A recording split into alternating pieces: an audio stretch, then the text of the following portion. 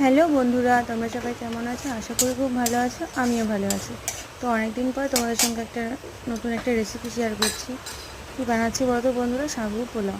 তার জন্য আমি কড়াইতে ঘি দিয়ে দিয়েছি। তোমরা চাইলে বাটার কিংবা সাদা দিয়ে করতে পারো। আমি ঘিটা একটু গরম হওয়ার পরে শুকনো লঙ্কা আর দিয়েছি গোটা গরম মশলা, এলাচ, তারপরে কাজু বাদাম ভেজে ডুমো ডুমো করে কিছু আলু কেটে নিয়েছি।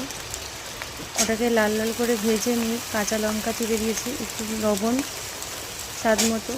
তারপরে ভিজিয়ে রেখেছিলাম সাবুটাকে অনেকক্ষণ ভিজিয়ে জল ঝরিয়ে তারপরে দিয়ে দিয়েছি। দিয়ে কিছুক্ষণ নাড়াচাড়া দিয়ে তারপরে দিয়ে দিলাম একটুখানি স্বাদ মতো মিষ্টি আর একটু লবণ।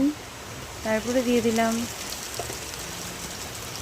নামানোর সময় একটু কারি পাতা। তো ভালো করে নাড়িয়ে চাড়িয়ে মিশিয়ে নিয়ে আমার তৈরি হয়ে গেল সাবুর পোলাও। তো তোমরা কে কে ভালোবাসো সাবুর পোলাও কমেন্ট করতে কিন্তু ভুলো না। টাটা বন্ধুরা। তো তোমরা বাড়িতে কিন্তু একদিন অবশ্যই ট্রাই করে দেখো, আশা করি ভালো লাগবে। অনেকে অনেক কিছু ড্রাই ফ্রুট দেয়, আমি শুধু কাজু বাদাম আর একটু বাদাম ছিল সেটা দিয়েই করেছি।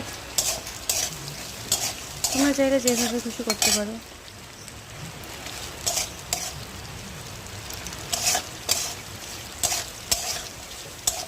বৃষ্টির দিনে বা একাদশীতে কিন্তু অনেকেই এটা পছন্দ করে।